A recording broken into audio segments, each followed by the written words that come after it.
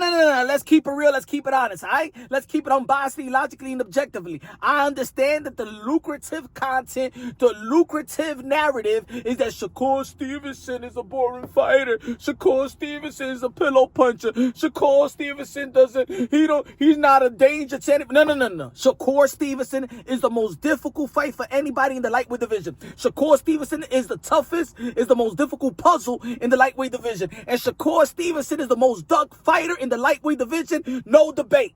All right? People are running towards Gervonta Davis. And I don't want to hear oh no, but you got to understand that Gervonta Davis is the money. He's the bag. He's the cash cow of the lightweight division. Let me say it like this. Once Turki Alalshikh came through fruition, guess what? That excuse that we're going after Gervonta Davis because he's the bag is not an excuse no more. You could get money fighting Shakur Stevenson. You could get money. Just ask Kid Austin. He was about to get a lot of money. He pulled out of that fight, trying to campaign down the WBA because he's a precision. We're going for a tank. You got what else? William Zepeda that just fought Tevin Farmer, right? He was in the WBC interim. In the position to face Shakur Stevenson, he dug Shakur Stevenson. Let's not forget 2023. Shakur Stevenson was the most dug fighter I ever seen in a 1 year span that I ever seen in the sport of boxing. He got dug by William Zepeda. He got dug by George Camboso. He got dug by Gervonta Davis. He got dug by Lomachenko. He got dug by Frank Martin. He got dug by Pitbull Cruz. He got dug after dug after dug. Even when the guys was in position for a mandatory shot for the vacant title, they didn't want to fight him. Alright? The only one that I say that they avoiding each other, to be honest, is Shakur Stevenson and Keyshawn Davis because they friends and they don't want to fight each other and stuff like that. They've been saying this since day one. Yeah, at the end of the day, Shakur Stevenson is being avoided. And there is no more excuses for people in the lightweight division, none of their business handlers, their rep or whatever other fighters that's saying, oh no, we're going to Gervonta Davis because he's the money.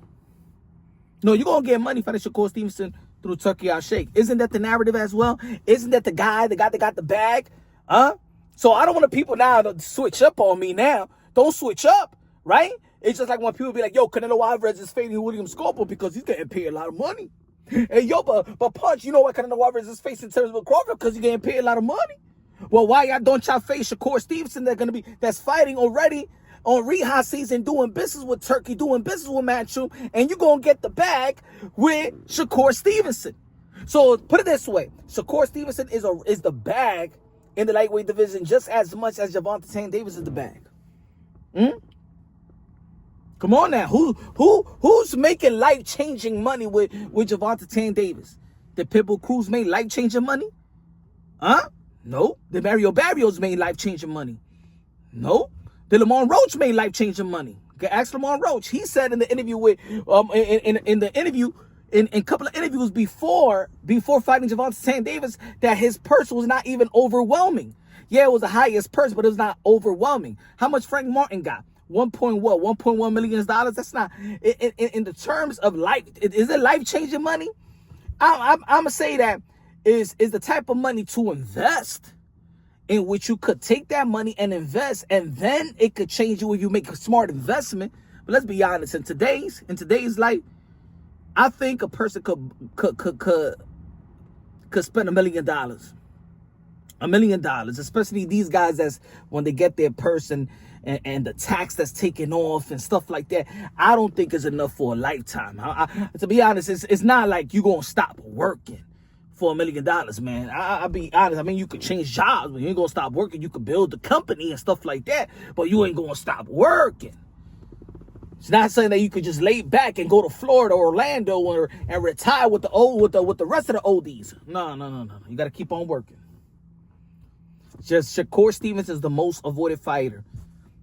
He's more, and you know why? Because I think that people have realized, even the business handlers, the matchmakers have realized that Shakur Stevenson is more of a difficult fight than a Gervonta Davis fight.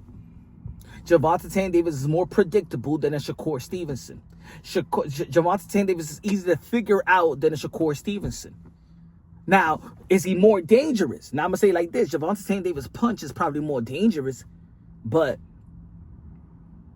he's not as untouchable as Shakur.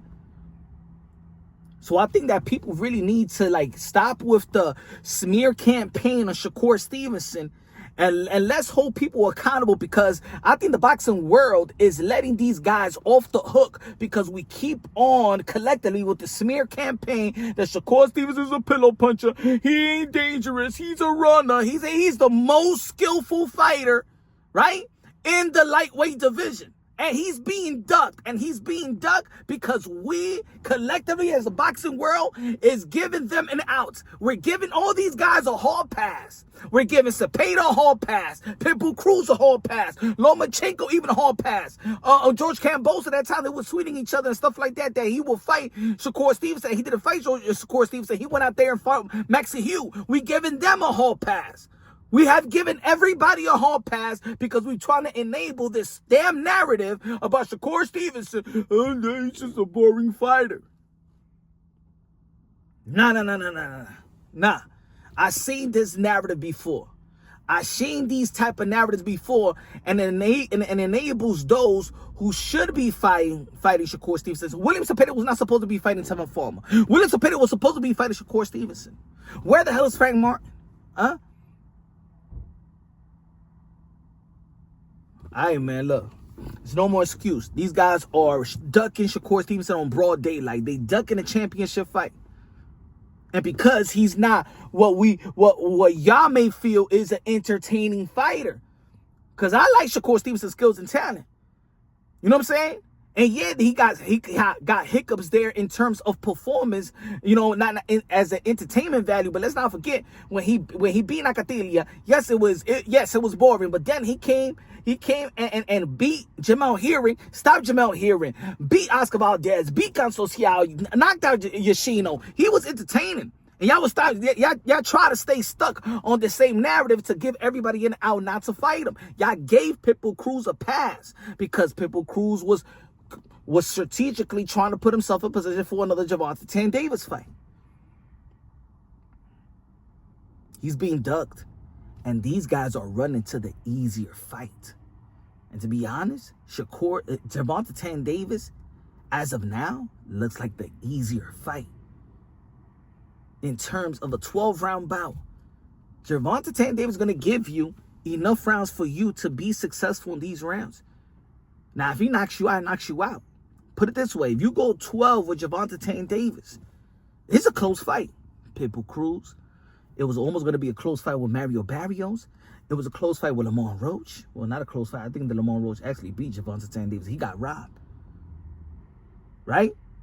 Before Gervonta Davis gets the knockout, it's a competitive fight. Even the Leo Santa Cruz was a competitive fight. Even the Hector Luis Garcia is a competitive fight. Even Rolly Romero's landed some jabs, right? They know that Shakur Stevenson is the most difficult fight and the hardest puzzle to figure out. It's time for us as the boxing world to stop letting these other guys off the hook because he's not my favorite style of fighter. Same thing they did to the Demetrius Andre in the 160-pound division. They got let Triple G and Canelo Alvarez run with that type of narrative.